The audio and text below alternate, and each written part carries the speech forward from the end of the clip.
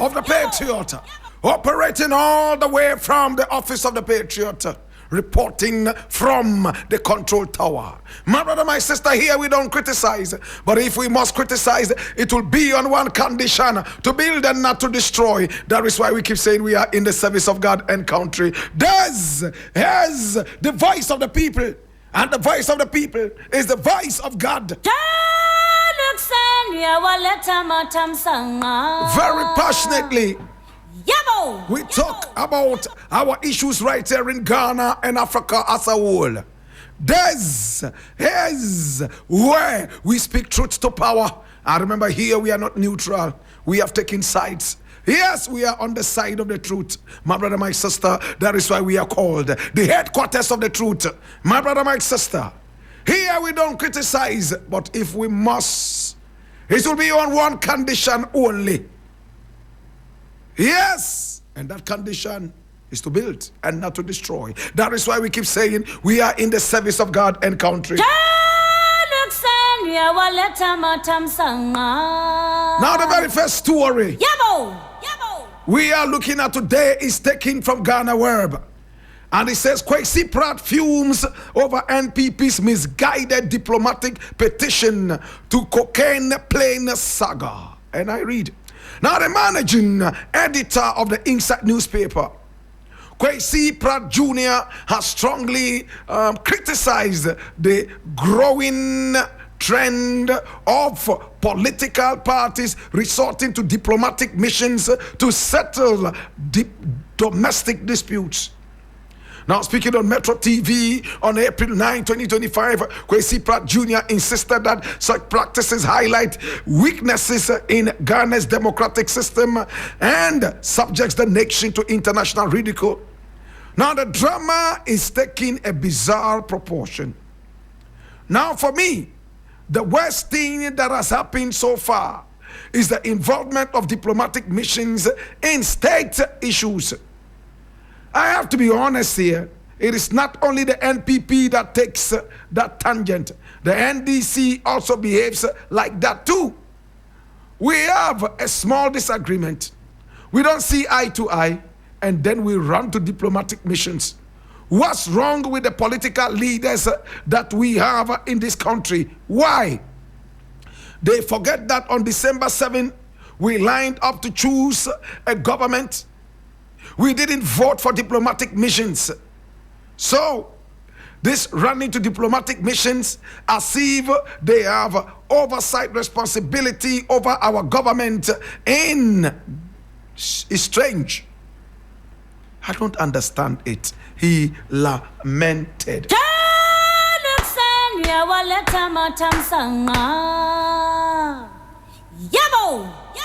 Mr. Pratt Jr. hardly gets it wrong. And this is another tick to what he's saying. Is it correct? My brother, now I am so ashamed of any country in Africa that runs back to the so-called colonial master or his equivalent, my brother, my sister, running helter-skelter for solutions that can be had domestically. You all lined up, chased away the so-called colonial master because you wanted to be independent. Why are you all of a sudden so dependent on a man that you chased away? Is it like going back to sing the song, "Me that day, somebody worry me"? Or what is the problem with you? We have seen all the heinous crimes meted out to us in the days of slavery. Fast forward, in fact, even in the days of colonialism and imperialism. And then neocolonialism. My brother, my sister, we saw all the atrocities. It's a shame that our so-called independent countries can still be running back to all these people as if to tell them that, hey, you know what? We are so weak, we cannot handle our own domestic issues. We need to fall on you because you are wiser and smarter, so you will teach us the way. Why not just bring them back to recolonize you? And in this case, it's so shocking. They are not running to any other nation but Lebanon. When you read the story further, they are running to the Lebanese diplomatic mission, asking them to come out and help to solve these issues bordering cocaine and money laundering. It's a shame. When we voted for wise people who told us they were capable of running this nation as an independent nation. Today, we are so weak we cannot even save as a nation. We are always in debt, running helter-skelter after the same people we chased away. So, we are told to abide by some damnable policies that they have before we get anything from them. My brother, my sister, what we believe in does not matter to them anymore. After all, he who feeds you controls you. No wonder right now, aids and grants are tied to who you sleep with and who you don't sleep with, what you say and what you don't say. My brother, my sister, it is a shame as a nation that fought for our independence. That is why I have a problem when people say, oh, we were granted independence on the 6th of March 1957. Who granted us this independence? No, we fought for our independence in toil and blood, and is captured in our national anthem and pledge. They imprisoned us. They beat us. They shot and killed us on the streets of Accra like rats. We fought for our independence. We did not get it on a silver platter. Therefore, it behoves us to defend our nation by blood and by toil. NDC runs to a certain country, diplomatic mission, and is asking for domestic problems to be solved. Then what is the importance of your independence? What is the importance of your independence? Can you tell me? When America has domestic problems, America does not run to Ghana to ask for solutions.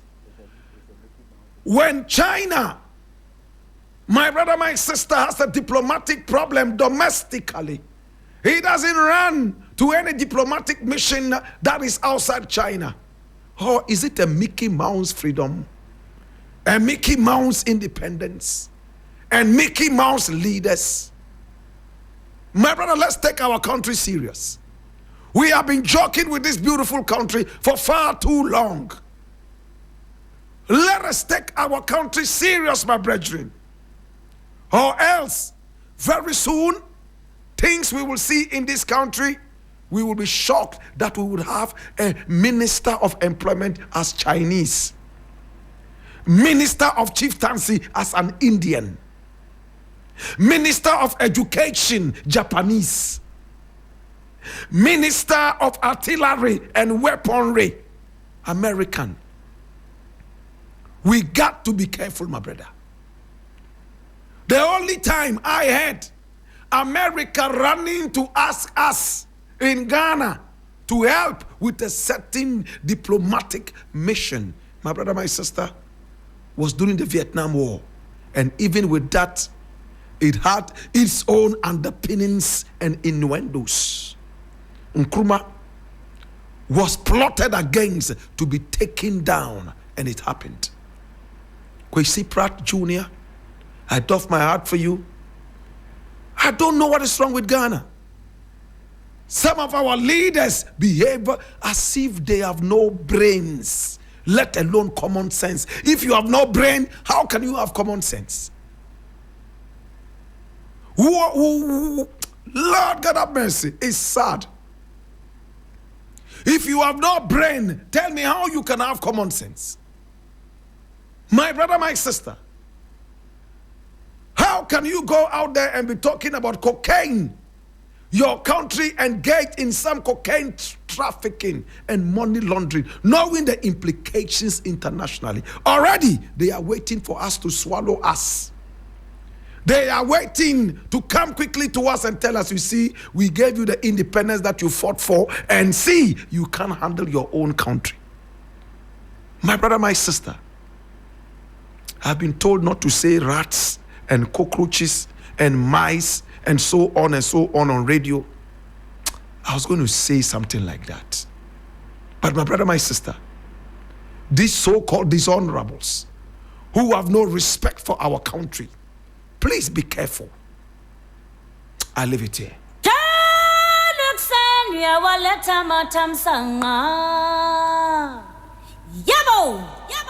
Now the next thing I want to look at is quite interesting, and then I will take you to Boko. But before we go to Boko, there's this thing interesting that I want to read. It's coming from Ghana Web. And it says, no teacher has the right to cane somebody's child. And this is Yvonne Nelson speaking. We all know Yvonne Nelson, right? She wrote the book, I Am Not Yvonne Nelson, right? Okay, Ghanaian actress. Those of you who don't know her. Ghanaian actress Yvonne Nelson, who also runs a school, has voiced her opposition to the use of physical punishment in school, what we call corporal punishment. She believes that only parents should have the authority to discipline their children, not teachers or school staff. Now, during an interview with Joy News, Yvonne discussed how things are done at a school, Yvonne Nelson International School. She stated that at her school, teachers are forbidden from hitting students. Instead, they rely on methods such as timeouts and counseling to address disciplinary issues. If a problem persists, the school contacts parents to involve them in finding solutions.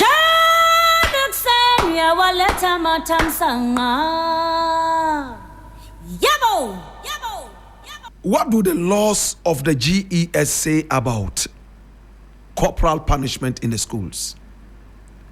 My brother, the last time I checked, no teacher has the right to pick up a cane and lash or whip any student, except that they go to the headmaster's office or head teacher's office, write out a statement, and this statement shall spell out what the student or pupil did wrong. Number two, this statement would also spell out what punishment the teacher thinks should be meted out to this pupil or the student. Number three, only the headmaster has the right to endorse this punishment, not even the assistant head teacher or headmaster. So the headmaster looks at it. Okay, the student went around insulting other students in the class. Teacher says he wants to give him 20 lashes. Head teacher says, or headmaster says, no, 20 lashes will be too much. Looking at the body of the student, this is a very tiny student. By the time you even reach 5, this student would have broken a limb. So instead of giving him 20 lashes out of anger, please give him 1 lash or 2 lashes. Again, what is the sense in making this teacher walk all the way to the headmaster's office, sit down and write a whole statement? When you are angry and you are unleashing punishment, it is normally swift and in anger. But when you take time to walk all the way to the headmaster's office, it kills off a bit of your anger. When you sit down to write, it makes you also think. It calms you down. By the time you would walk to the headmaster's office, write out all the statements and present to the headmaster, sit back and wait for the headmaster to endorse whatever punishment you are giving or otherwise, you would have calmed down. And at least 2 people would have agreed that this punishment that you're giving to this child or student is okay or not. Put the GES thing aside. Ask me, how many schools abide by this? The school that I went to, my brother, my sister, a teacher can hold you up and lash the hell out of you. Give you umpteen number of lashes, and nobody holds them responsible. Sometimes they will whip you, and your back will draw maps of countries that are non-existing. I remember there was a time a teacher lifted a cane to whip somebody, and he missed. It hit somebody's eye. It plucked it out and put it on the floor as if it was a horror movie. Why should we be using canes on our children, both at home and even in the schools? Is it an animal kingdom? Some of them will tell you, spare the rod and spoil the child. And they think that the rod means a stick. Why don't you go for iron rod then? That explains it better. Spare the rod and spoil the child. It's a figurative speech, which means if you let the child loose without some level of discipline, my brother, the child would go wayward. It's the same Bible that says, train up a child the way he should go, so when he grows, he shall never depart from it. Right?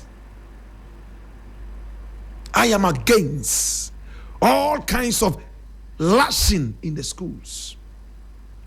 Nobody cares my children in any school. It doesn't matter whether it's a military school, police school, demon school. Nobody touches my children.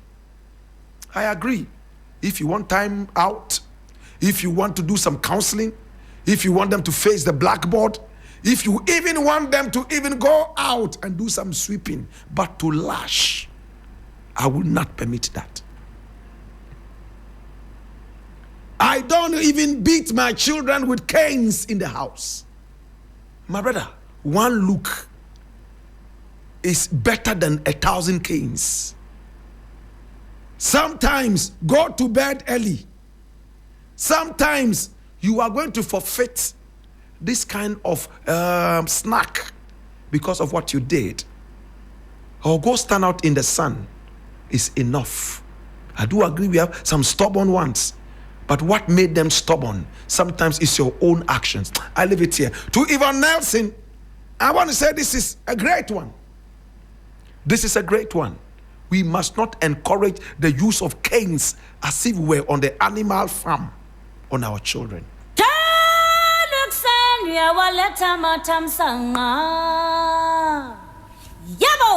Now the final story that I'm going to look at before we go to Jamaica, my brother, my sister. It's a sad story, but we will look at it. I'm reading this from my Joy Online, and it says, Boku crisis, support Otumfuo's peace process. Mahama Ayariga appeals to residents. And let me just read the first paragraph. Now, the Boku Central MP, Mahama Ayariga, has appealed to residents of Boku and its environs to exercise restraint and allow the peace process led by Otumfuo Osetutu to reach its logical conclusion.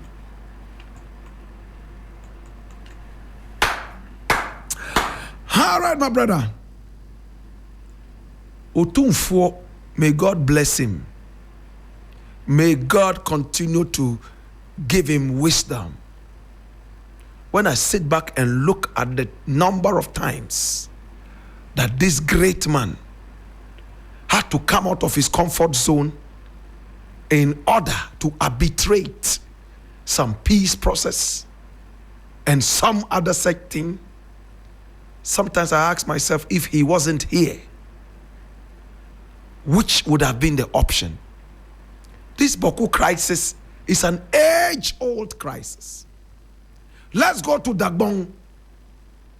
We had our own kind of crisis over there. We all remember the Kokumba, the Gomba War, the so-called Guinea Fowl War. Nobody wants to remember that. It took Otumfuo and some other people, with Otumfuo being at the helm of affairs.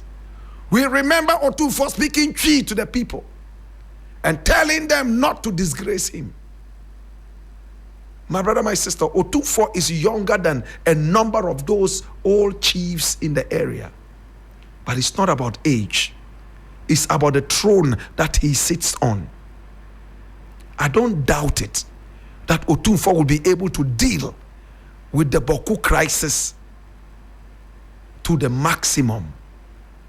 I trust Otumfuo to do this. But my brother, can I ask one question?